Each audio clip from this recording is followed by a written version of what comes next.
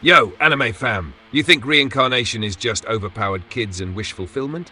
Nah, these 6 dark reincarnation anime don't just transport you to another world, they drag you through chaos, emotion, and pure aura farming. Buckle up, it's about to get insane. Number 6, Oshi no Ko. You think this is just another idle drama? Yeah, that's the lie. Oshi no Ko hits you with this brutal, gut-punching blend of glitz and tragedy that's as addictive as it is devastating. From the first episode, the animation slaps with insanely detailed character expressions. The way the spotlight hits the stage, the subtle shimmer of sequins, and the sweat glinting on performers' brows. Every frame feels alive. The OST? Absolute fire. That opening piano riff isn't just background music, it sets a melancholic undertone that creeps into your bones, perfectly complementing the story's emotional weight. Ai and Aqua aren't your generic reincarnated duo. Their growth is messy, complicated, and painfully human. When Aqua first realizes the dark underbelly of the entertainment world, the way his eyes widen, his lips tremble, and his body tenses, it's cinematic gold.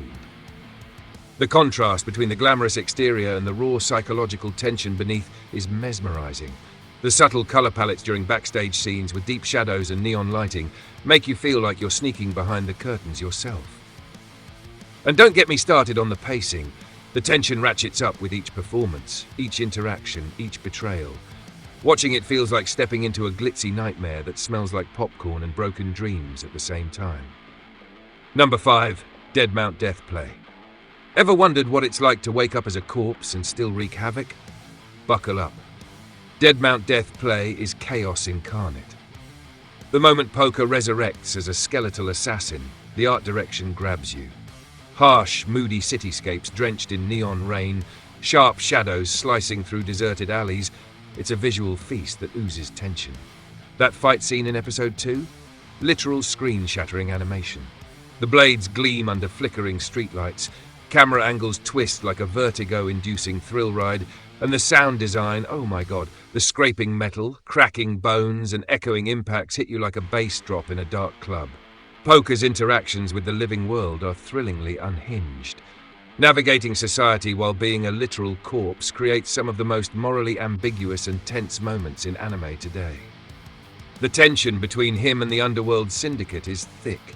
You can almost smell the fear and betrayal in every frame. Character designs are sharply contrasted, from the slick, overly polished mob bosses to the haggard, weary detectives trying to figure him out. What really sets this apart is its noir tone. There's an oppressive, almost suffocating vibe, like you're walking through a rain-soaked city that doesn't forgive mistakes. OST blends jazz, synth, and ominous percussion, amplifying suspense and immersion. Number 4, The Unwanted Undead Adventurer. You think leveling up is fun? Try grinding forever as a corpse. The Unwanted Undead Adventurer throws you into the undead life, literally. The opening dungeon crawl scene is chef's kiss. Flickering torchlight dances across crumbling stone walls, dust motes float in the air, and every groan from the undead protagonist makes your spine tingle. Animation is gritty but fluid. Every swing of his decayed blade feels heavy, deliberate, and satisfying. The genius here is the emotional weight of being alive, but not alive. Watching him interact with adventurers who pity or fear him hits differently. You can almost feel the tension radiating from NPCs and the protagonist simultaneously. Even mundane actions, opening a door, picking up a weapon, surveying a room, carry dread. OST amplifies this perfectly. Ambient tones, occasional triumphant horns, and staccato beats underscore victories and failures alike. Combat sequences are intense but calculated, with camera work that shifts between tight close-ups and wide dungeon panoramas. Each fight feels like a small chess match with life and death stakes.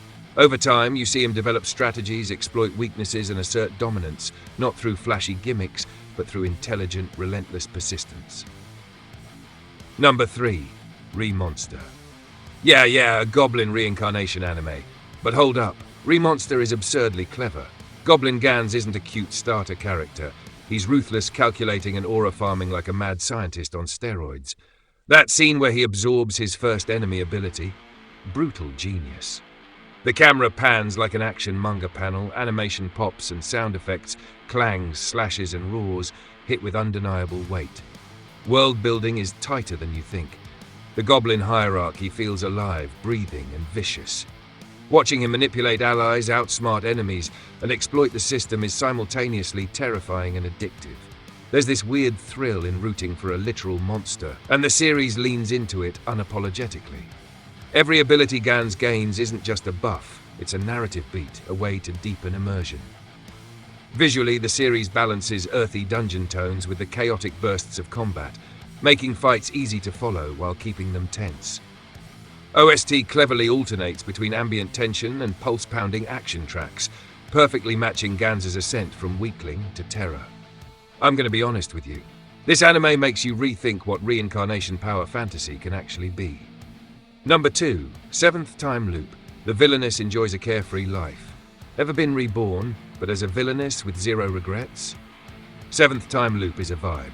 You're immediately dropped into opulent high society, sparkling gowns and political scheming, but then the show flips the script. Whimsical chaos reigns supreme. Animation is delicate, pastel-hued and shimmery, perfectly offsetting the absurdity of immortality and carefree mischief. The protagonist casually manipulates events while everyone else panics, a visual and emotional treat. Scenes of parties, formal ceremonies, and political machinations are infused with comedic timing, nuanced facial expressions, and luxurious set design that screams, "This is my kingdom, deal with it." OST is whimsical, ironic, and cheeky, sneaking up on you just like the protagonist does on her enemies. Narrative pacing is masterful. Time loops aren't just gimmicks, they're opportunities to explore character depth, relationships, and cause-and-effect storytelling. You laugh, gasp, and groan alongside her, fully invested in her carefree domination of fate. Watching her stroll through her eternal life, tweaking history like a playful god, is immensely satisfying. If you enjoy self-aware, witty protagonists who make you grin while shaking your head at sheer audacity, Seventh Time Loop is your jam. It's light-hearted, darkly hilarious, and perfectly paced for binge-watching. Number 1. I'm the evil lord of an intergalactic empire. Think you've seen evil reincarnation done? Nah, this one goes intergalactic. From day one, I'm the evil lord smacks you with cosmic-scale chaos. The opening battle scene? Planets, starships, and dark magic collide in glorious 3D-enhanced animation. Each spell feels weighty, almost tangible, and the shockwaves ripple across the frame like you can feel them in your chest. The evil lord himself is charismatic, terrifying, and oddly relatable. Watching him plot is like binge-watching a chess master on hyperdrive. Character dynamics are insane.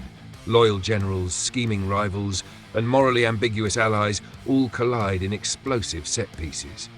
The animation balances grand-scale galactic battles with sharp character close-ups, so every eye twitch, smirk, or shout lands perfectly. OST is orchestral gold with synth edges, delivering tension, drama, and interstellar scale. Every episode feels like strapping into a roller coaster that spans galaxies, filled with twists, betrayals, and spectacle. It's over the top, unapologetic, and unlike anything else in the reincarnation genre.